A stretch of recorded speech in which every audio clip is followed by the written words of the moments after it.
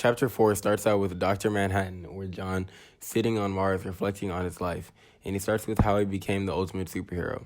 When he was 16, he had a passion for watchmaking and was following in his dad's footsteps when the U.S. dropped an atomic bomb on Hiroshima, Japan.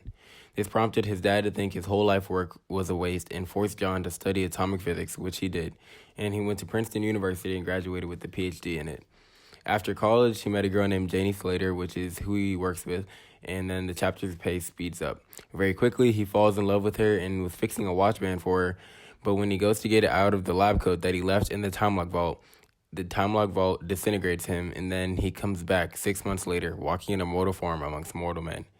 It takes some getting used to, but Janie takes him back anyway, but he does not age, which causes her to get jealous of his attention that's moving towards younger women. So she leaves. After that, Lori is introduced, in which Lori and Dr. Manhattan are vigilantes together for a while. President Nixon weaponizes John in Vietnam, and it works very well. But shortly after, vigilantism becomes illegal again, leading to Dr. Manhattan's place on Mars, creating a new world in his image. The title of the chapter is Watchmaker for Chapter 4, and figuratively it represents the construct of time in the chapter. As a baseline, Dr. Manhattan is on Mars reminiscing, and it seems that he has the ability to be in different times at once. He's reminiscing on the past, but also seeing the future. It's also no coincidence that during his adolescence, he was a watchmaker, and when his powers were given to him, he had the ability to create or mold time to his liking. The literal symbolism between the chapter title and the chapter is that he was an actual watchmaker, and so was his dad. The key themes that I found in the chapter are time, destiny / changing history, and power.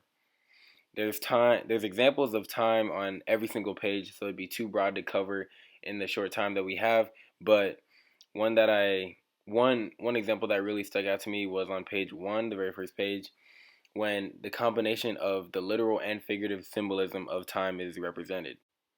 Another example of the theme representation of time in the chapter is when Dr. Manhattan is noticing that Janie is aging every single day and he is standing still. He says word for word, "It's true, she's aging more noticeably every day while I'm standing still." And this is just another representation of how time just does not affect him, and he's kind of above the construct of time in the chapter.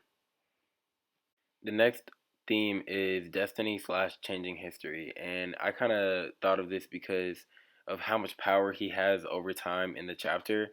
It's not strictly time because he's changing things and has the ability to change things. And although he knows about the JFK assassination, he does not stop it, and it just kind of places him in a different like limbo spot in reference to time because he doesn't really abide by the same rules. He's above it, is what it seems like.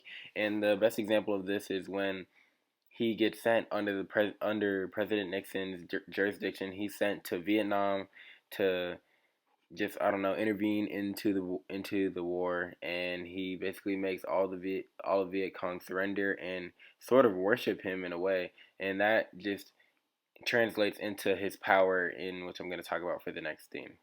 The next theme is power, and I found this on page 27. Basically, he goes from having little to no power over his life because his dad determines everything that he does to having all of the power in the world, literally. So, like, this is a great example right here because he's just floating on a planet, um, creating stuff with his mind, and it's just being constructed right in front of him. He's not doing any work, and he's just kind of building a new world in his image. First showing of the picture in the dust is page 1, panel 2 and 9. It repeats through the whole chapter, and he says, "All we ever see of stars is their old photographs." The connection between how Dr. Manhattan sees time in the photograph is pretty obvious, plus how the pictures of him when he was human and Janie with a big rip in the corner shows the imperfection of their relationship. On page 4, panel 1, we see Wally Weaver, who gets identified later as Dr. Manhattan's pal, which parallels Superman's pal, Jimmy Olsen. On page 5, panel 1, when John is in the bestiary, the layout in panel 2 is very similar to the previous panel, creating an explicit future-past comparison.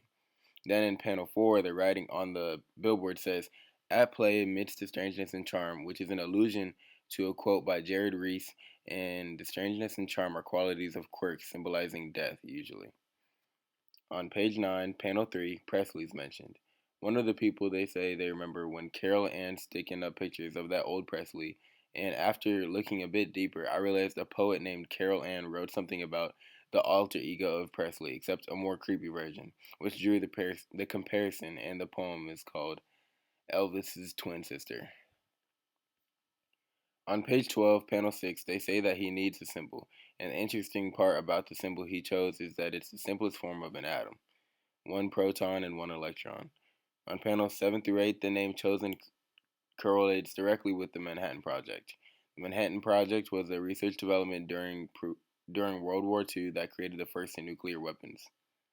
On page 14, panel 2, the name of this crime den is Dante's, which is a reference to the Italian author who's known for the Divine Comedy, or Dante's Inferno, which included a trip to hell. The name and red lightning seem to be intended to mock a hell atmosphere as well. On page 15, panel 6, just one of the technological byproducts of Dr. Manhattan, shows how powerful he is, especially because he's able to synthesize polyacetylene batteries on his own for electric cars. In the next panel, he is in Dealey Plaza 18 months prior to JFK's assassination, which happens in the same spot. But he does not stop it, claiming that it can. But he does not prevent it, claiming that to him the future is already happening, reinforcing the idea that past, present, and future seem to happen simultaneously to John or Dr. Manhattan. On page 16, panel 8, these are the same earrings we've seen Sally wearing. There's some sort of there's some sort of magnetic pull which keeps the nuclei floating in the middle, which could be another one of Dr. Manhattan's inventions. On panel 1 of page 17, John seems to be wearing less and less of the costume as well.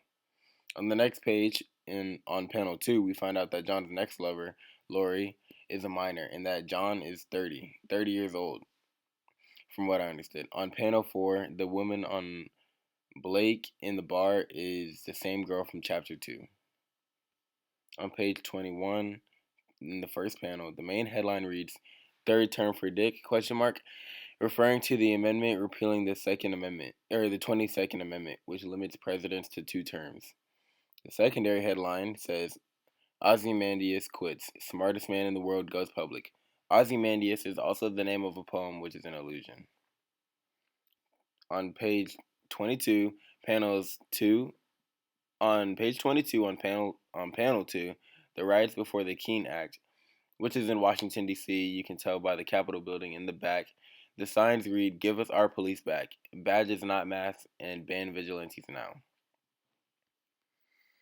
Or not the Capitol building, the White House. Sorry. On page 23, panel 3, the Iranian hostage situation occurred when student militants seized the U.S. Embassy in Tehran in 1979.